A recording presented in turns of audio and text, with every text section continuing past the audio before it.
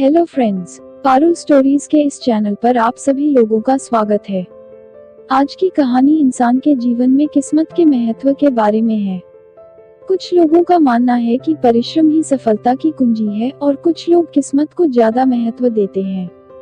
आप लोगों की नजरों में क्या ज्यादा महत्वपूर्ण है? कमेंट करके मुझे अवश्य बताइए।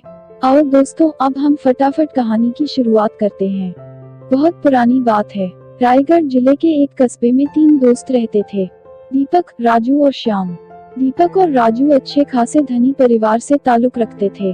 श्याम बेहद गरीब और साधारण परिवार से था। पैसों के मामले में इतनी असमानताएं होने के बावजूद तीनों की दोस्ती ऐसी थी कि वह एक दूसरे के लिए कुछ भी करने के लिए तैयार हो जाते थे। दोनों धनवान दोस्तों ने अपने गरीब दोस्त की परिस्थिति बदलने के लिए उसकी कई बार मदद की थी, लेकिन उसकी परिस्थिति में कोई भी बदलाव नहीं होता था।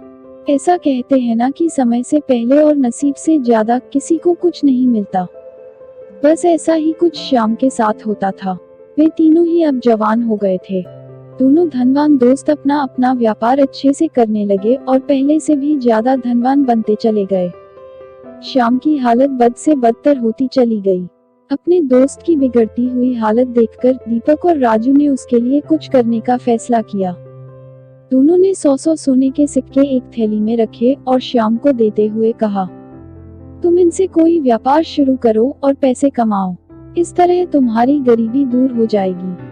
श्याम ने उन 200 सिक्कों में से 5 सिक्के घर खर्च के लिए निकाले और बाकी के सिक्के अपनी पगड़ी में बांधकर शहर की तरफ जाने लगा ताकि वहां जाकर व्यापार के लिए कुछ जरूरी चीजें ला सके। वह गांव से कुछ दूर ही पहुंचा था कि आसमान से एक चील उड़ती हुई आई और उसकी पगड़ी उड़ाकर ले गई। श्याम ने उसका काफी दूर तक पीछा किया, लेकिन चील इतनी ऊंची और तेज उड़ी कि उसको आखिरकार हार मानकर अपने घर लौटना पड़ा। कुछ दिन बीतने के बाद जब दीपक और राजू श्याम की हालत का जायजा लेने के लिए उसके घर गए तो उन्हें श्याम की हालत में रत्ती भर का भी फर्क नजर नहीं आया। पूछने पर श्याम ने सारी हकीकत दोनों को बता दी। राजू को उसकी बातों पर भरोसा नहीं हुआ, लेकिन दीपक ने उसका विश्वास कर लिया। दीपक ने फिर से उसे 200 सोने के सिक्के दिए और बोला, फिर से कोशिश करो, इस बार तुम अवश्य ही सफल हो जाओगे। दीपक और राजू के जाने के बाद श्याम ने सोचा कि अभी काफी रात हो गई है, इसलिए सिक्कों को कहीं छुपा देता हूँ ताकि कोई चोर उन्हें चुरा ना सके। कल शहर जाकर कोई धंधा शुरू करूँगा। उसने उन सिक्कों को अपने घर में रखी भूसे की एक टोकरी में छुपा दिया। श्याम सुबह नींद से जागा और सीधा उस भूसे की टोकरी की तरफ गया जहाँ उसने सिक्के छुपाए थे। उसने घर में काफी ढूंढा, लेकिन उसे वह भूसे की टोकरी कहीं नहीं दिखाई दी। उसने अपनी माँ से पूछा तो माँ ने बताया कि उसे सब्जी खरीदनी थी और घर में पैसे नहीं थे, इसलिए उसने उस भूसे की टोकरी के बदले सब्जी खरीद ली। श्याम आखिर करता भी क्या, वह अपनी किस्मत को कोसता रह गया। फिर से कुछ दिनों बाद दीपक और राजू श्याम को मिलने आए। तब भी उन्हें उसकी परिस्थिति बदली हुई नजर नहीं आई, बल्कि इस बार तो उसकी हालत और ज्यादा खराब हो गई थी। उसके कपड़े फट चुके थे और घर में कपड़े सीने के लिए सुई तक नहीं थी।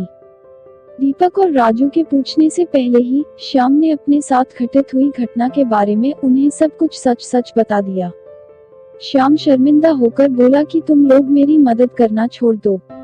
अब तो मुझे भी लगता है कि मेरी किस्मत में धनवान बनना लिखा ही नहीं है।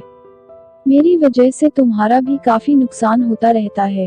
अपने दोस्त की ऐसी हालत देख राजू को उस पर दया आ गई, लेकिन वह जानता था कि वह चाहे कितनी भी उसकी मदद करने की कोशिश करे, उसका परिणाम बिल्कुल निष्फल रहता है। इसलिए वह तुरंत बाजार जाकर एक सुई खरीद कर लाया और उसने श्याम को वह सुई दे दी। राजू और दीपक के जाने के बाद श्याम ने अपनी माँ से कहकर अपने फटे कपड़े सिलवा लिए। उसी रोज उनके पड़ोस में रहने वाले मछुआरे की बीवी उनके घर आई और सुई मांगने लगी। वह बोली, मेरे पति को मछलियां पकड़ने जाना है, लेकिन हमारा मछली पकड़ने का जाल कई जगह से फट चुका है। अगर आपके पास सुई है तो मेरी मदद कर दीजिए। इसके बदले में मैं आपको एक अच्छी सी मछली देकर जाऊंगी। श्याम की माँ ने उस महिला को सुई दे दी। अगले दिन वह महिला एक बड़ी सी मछली के साथ उनके घर आई और उन्हें धन्यवाद देते हुए सुई और मछली उनको देकर चली गई। श्याम की मां ने जब मछली को पकाने के लिए काटना शुरू किया तो उसके पेट से चमकीला पत्थर निकला। श्याम को वह कोई कीमती पत्थर जान पड़ा, इसलिए उसने जौहरी के पास जाकर उसकी जांच कराई तो वह पारस पत्थर निकला। उसे बेचकर श्याम को 20,000 सोने की मोहरें मिल गईं। इतने सारे पैसे उसकी गरीबी दूर करने के लिए काफी थे। उन पैसों से उसने अपने लिए एक अच्छा घर खरीदा और काफी सारी खेती करने लायक जमीन और एक बगीचा भी। साथ में कई सारे गाय भैंस भी खरीदी ताकि दूध का व्यापार शुरू कर सके। हमेशा की तरह कुछ दिनों बाद जब उसके दोनों दोस्त राजू और दीपक उसे मिलने आए तो उसकी बदली हुई परिस्थिति देखकर दोनों दंग रह गए। इस बार दीपक को श्याम की बातों पर भरोसा नहीं हो रहा था। उसे लग रहा था कि जरूर उसी के दिए पैसों से श्याम ने तरक्की की है, लेकिन वह बताना नहीं चाहता। लेकिन राजू को उस पर विश्वास हो गया था कि जरूर उसी सुई की वजह से उसकी किस्मत बदली है। श्याम अपने दोनों दोस्तों को अपने खेतों में घुमाने ले गया और बाद में अपने बगीचे में घुमाया।